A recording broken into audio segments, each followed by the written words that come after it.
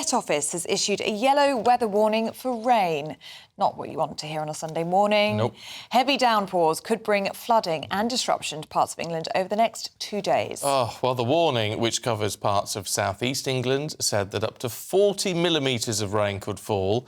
It's in place from 3 o'clock today until 9 a.m. on Monday. Oh, well, weather journalist Nathan Rao is here with us for more on this. Nathan, do you ever have any good news for us? Well, it depends where you are today, because if you're in the south, then no, I have no good news for you, because they are going to get some heavy rain, as you just mentioned. The Met Office has issued 2 weather warnings, one in the southwest, that's covering Somerset, Cornwall, Devon, the West Country, that sort of area, and the east of the country, the west is going to get it first. So the weather warning for the southwest covers pretty much through today, and then from this evening until tomorrow morning, the south-east, which is London, Kent, Sussex, Essex, that sort of area, some very, very heavy downpours. Up to 1.5 inches in parts, which doesn't sound a lot, but you've got to remember that they've had a lot of rain over the past few months, and so the ground is saturated. So we're looking at groundwater flooding in those areas, and that is why the Met Office warnings are in place. There are also some Environment Agency warnings and alerts in place, so if you're in the south today and tomorrow, and pretty much for the rest of the week, you're going to get wet. Oh, Pack dear. your brollies. Can I ask you about the mist this morning, the fog? Yes. Because that, frankly, I don't know if that's a sort of something that is happening as a result of this wet weather coming in. I don't know. But it was so bad. Yes. Now, I have 2 things to tell you about fog. One of them is very, very interesting. The fog is it's called radiation fog. So when you get a warm... It's not quite as scary as it sounds. Heat radiates from the ground, and when the ground radiates heat and gets very, very cold very quickly, the air that's just above it, which contains moisture, also turns cold, and the water within that condenses into mist and fog, and that's really why you get fog. But there's an interesting thing that you can do with fog and mist, and you can try this at home. If you're in a hilly area, this works best.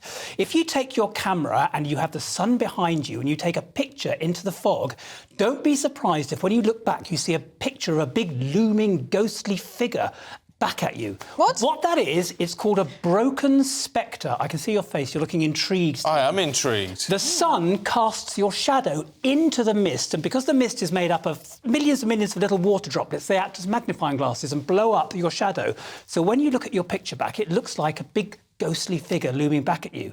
Oh, scary stuff. I'm looking online. Yeah, it's called a broken spectre, and that ring around the top is called a glory. It looks very ethereal. Yeah. It does. Well, that's quite exciting, actually. Yes, There's something to do. If you get some mist and you're actually in the right place, try that. The sun behind you, take a picture into the mist, and you might see a broken spectre. Well, that's your exciting. Sunday fun. Otherwise, you're going to get the rain. Yeah, is it good? All the fog and stuff, when's that going to burn off? Well, the fog's going to be when the cold weather is with us. You're going to get a risk of fog.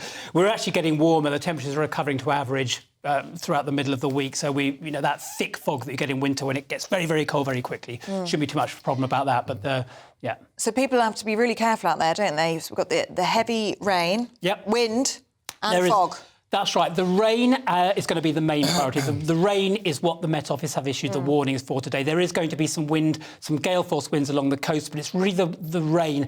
Because we've had so much rain over the past few months with 10 named storms, we've been talking about storms for months, the groundwater is saturated. In fact, there's been about twice the average amount of rain in some parts of the country, and they're still getting more. You know what that means? Flooding.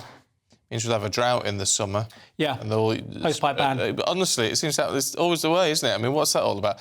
When is spring coming, Nathan? I think it is 5 days until the start of the meteorological spring, which is the 1st of March. I know, I can't wait. If you're waiting for the astronomical spring, you have to wait till the 21st. There's 2 different sorts of spring. I always go for the 1st of March because I like it when spring arrives. So 1st of March is when spring arrives. And there are some signs actually through spring. One weather forecasting company, Atmospheric G2, are talking about slightly above average temperatures through to July, so that could make for a warmer type that of would pattern. be lovely. Hints of, suggestions of. It's a trend sort of estimation, so no promises, but could get a warm summer. I know, not going to promise. Promises. Never any promises. Not from me. No, lovely, Nathan. Thank you very much. All right. I'll tell you why I'm so obsessed with the fog this morning. Why are you obsessed with the fog? It's because last night we started watching the TV version of the Stephen King book, The Mist.